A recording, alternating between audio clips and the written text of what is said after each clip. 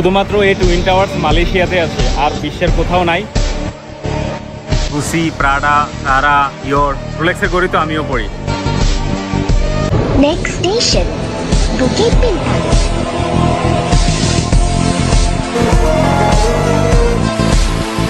What's up guys, this is Solran from I Love Travel. Welcome to Kuala Lumpur in Malaysia. Episode 2 এর video শুরু করতে যাচ্ছি। আমি এখন আছি এই যে পেট্রোনাস টুইন টাওয়ার্সের সামনে, একেবারে এই যে দুইটা টাওয়ার, এগুলোর নামই হচ্ছে পেট্রোনাস টুইন টাওয়ার। শুধুমাত্র এই টুইন টাওয়ার্স মালয়েশিয়াতে আছে, আর বিশ্বের কোথাও নাই।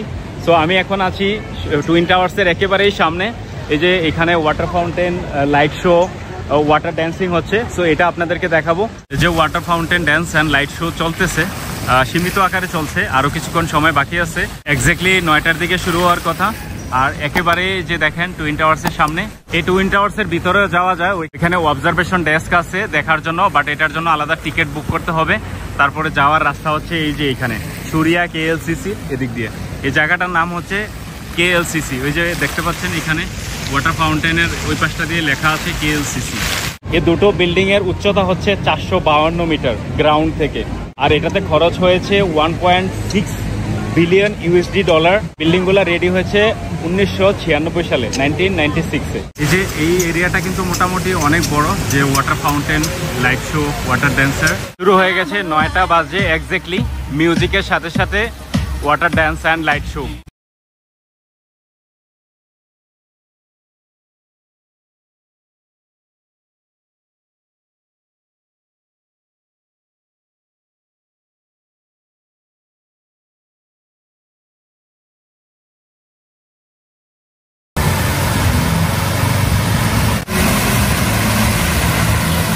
এরকম স্কাই স্ক্রাইপারের সামনে যদি এরকম ওয়াটার ফাউন্টেন, ড্যান্স এবং লাইট শো হয় তো আর কি লাগে, কত মজাই না লাগে। এই যে আকাশচুম্বী বিল্ডিং গুলা দেখতেছেন, পেট্রোনাস টাওয়ার, এটার পাশে, এটাও কম উঁচা না। এটার এক্স্যাক্টলি হাইট কত আমি জানি না। আর এখানে দেখেন একটা বিল্ডিং এর টপ ফ্লোরে এখানে একটা গড়িও আছে, বাজে এখন 9টা 11।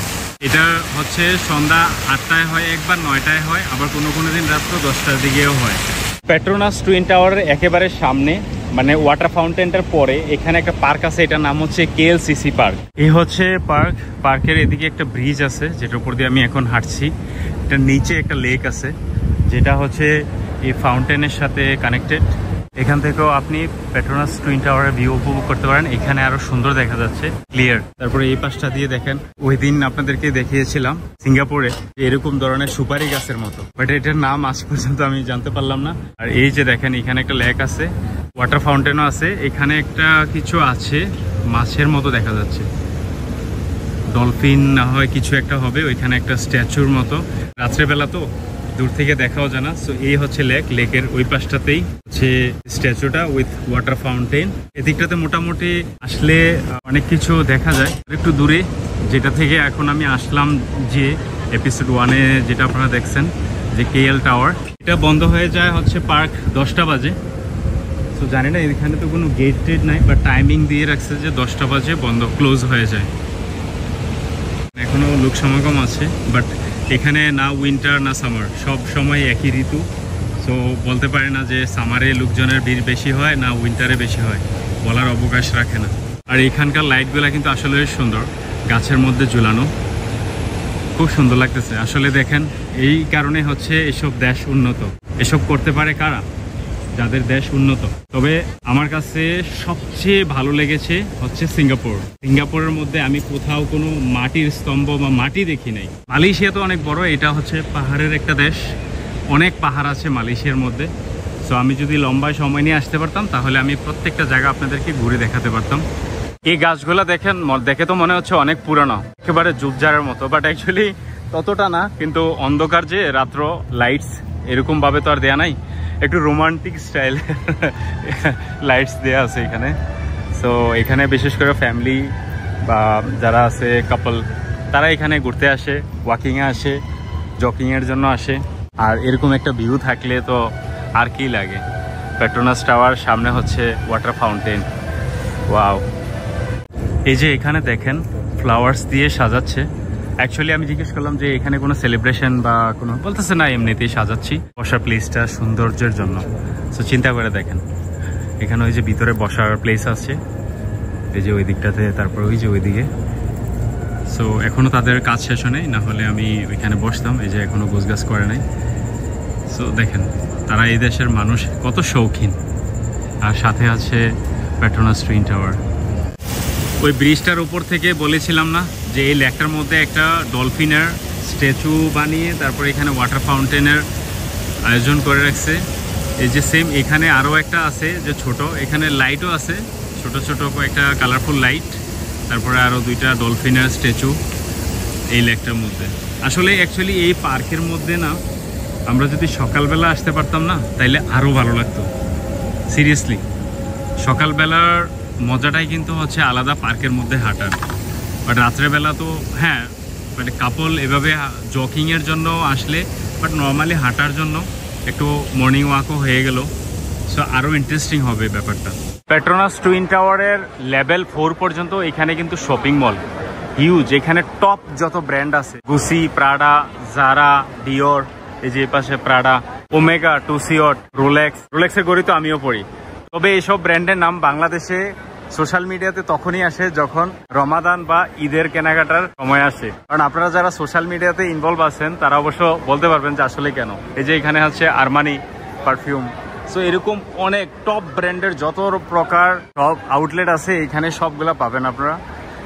এখন আমি আপনাদেরকে নিয়ে যাচ্ছি মালয়েশিয়া কুয়ালালামপুরের টাইম স্কোয়ারে। তার আগে আমি আপনাদেরকে দেখাই আমার পেছনের যে ভিউটা, স্কাই স্ক্রাইপার। একটু দেখেন আপনারা কত উঁচু উঁচু দালান, আকাশচুম্বী অট্টালিকা।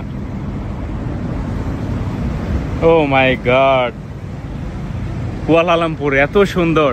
পৌঁছে গেলাম কুয়ালালামপুরের টাইম স্কোয়ারে। এটার নাম হচ্ছে বুতিক বিংটাং। টাইম স্কোয়ার দেখানোর আগে আপনাদেরকে একটা ইন্টারেস্টিং জিনিস দেখাই। সেটা হচ্ছে এটা একটা রেস্টুরেন্ট, এটার নাম হচ্ছে দামাস্কাস। সিরিয়া রাজধানী হচ্ছে দামাস্কাস। সো এই নামে এখানে একটা রেস্টুরেন্ট, আই থিঙ্ক এটা সিরিয়ান রেস্টুরেন্ট। এখানে একটু লম্বা লাইনটা একটু দেখেন। অ্যাকচুয়ালি এই লুকগুলো যাওয়ার জন্য দেখা যাচ্ছে না, এখানে কিন্তু লম্বা একটা লাইন আছে এদিকটাতে। বাট কেন জানেন? এই যে দেখেন এগুলো হচ্ছে চিকেন শোয়ারমার, এই যে গ্রিল করতেছে চিকেন এখানে হিট দিয়ে যেভাবে শোয়ারমা বানায়। সো এই চিকেন শোয়ারমার জন্য এখানে এত ভিড়। তো লাইনটা একটু দেখেন কত লম্বা লাইন, অনেক পেছনে কিন্তু। সো এত ফেমাস এই দামাস্কাস রেস্টুরেন্টের চিকেন শোয়ারমাটা। আমার অ্যাকচুয়ালি খাওয়ার ইচ্ছা ছিল, বাট আরবিক রেস্টুরেন্ট তো এটার টেস্টটা আর একটু ভালো হতো, কিন্তু এত লম্বা লাইনে দাঁড়িয়ে তারপর শোয়ারমা কালেক্ট করা ডিফিকাল্ট। সো এর থেকে বেটার অন্য কোনো ওয়ে খুঁজি। এই যে দেখেন এদিক দিয়ে যাচ্ছে মোনো ট্রেন, যেটাতে আমি বাসায়ও ফিরবো। বুতিক বিংটাং একটা মোনো ট্রেন স্টপও আছে। আর এই যে দেখেন এই সাইডের অংশটা, এদিকের, তারপরে এদিকের, এই দিকটা, এই যে এদিকটাতে দেখেন H&M এর যে ইন্টারন্যাশনালি টপ ব্র্যান্ড, তার মধ্যে H&M হচ্ছে একটা। আর এটার যে ফ্যাক্টরিজ বাংলাদেশে যে অনেকগুলো আছে তারা ওইখান থেকে। তারপর ওই পাশটাতে দেখেন মানে সবগুলো হচ্ছে আপনার মোটামুটি শপিং মল, তারপরে বিভিন্ন খাবার রেস্টুরেন্টস অনেকগুলো আছে। আর এখানে মাঝে মাঝে ফায়ার ওয়ার্কও করে, একটু আগে করতেছিল, বাট আমি একটু দূরে ছিলাম যার কারণে আমি এটা রেকর্ড করতে পারি নাই। সো মোটামুটি এই জায়গাটা হচ্ছে আরো বেশি বিজি থাকে উইকেন্ডে। আজকে তো হচ্ছে উইকডে। ক্লিয়ার করে দেখাই, ওই যে ওইদিকে একটা পেভিলিয়ান বলে একটা শপিং মল টাইপেরই একটা আছে, অনেক লাইটিং। তারপরে এদিকে আরো আছে, এদিকে দেখেন ওলো কুয়ালালামপুর বলে একটা দোকানের সামনে এই যে একজন স্পাইডারম্যানের ড্রেস পরে এখানে ড্যান্স করতেছে, হাতে পিস্তল, তার ওয়েপেন্স আছে অনেকগুলা, তলোয়ার থেকে শুরু করে আরো A47, তারপরে পিস্তল, অনেক কিছুই আছে। এগুলো অ্যাকচুয়ালি করে হচ্ছে কাস্টমারের ফোকাস বাড়ানোর জন্য। মলের মধ্যে বিলবোর্ড লাগিয়ে বিভিন্ন ব্র্যান্ডের অ্যাডভার্টাইজ করতেছে। এই যে এদিকে আছে সবগুলাতে মোটামুটি, ওই যে ওইদিকে 20% অফ, তারপর এদিকে প্রত্যেকটা পিলারে আছে ওই পর্যন্ত। অনেক সুন্দর আসলে।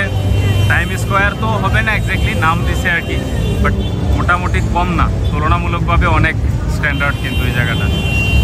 গাইস চলে আসছি হোটেল রুমে। সো সেকেন্ড এপিসোডের ভিডিও এখানে শেষ করতে হচ্ছে কুয়ালালামপুর অফ মালয়েশিয়ার। দেখা হবে কুয়ালালামপুর এপিসোড 3 এর সাথে। কুয়ালালামপুরের আরো অনেক ফেমাস প্লেস বাকি আছে আমার শুট করার, আপনাদেরকে দেখানোর। সো আই হোপ আমার চ্যানেলটা সাবস্ক্রাইব করে সাথেই থাকবেন। আর কমেন্টসের মাধ্যমে জানাতে বলবেন না আমার ভিডিও কেমন হচ্ছে, লাইক দিতে বলবেন না, ফ্রেন্ডদের সাথে শেয়ার করতে বলবেন না। সো দেখা হচ্ছে, ততক্ষণ পর্যন্ত ভালো থাকুন, আল্লাহ হাফেজ।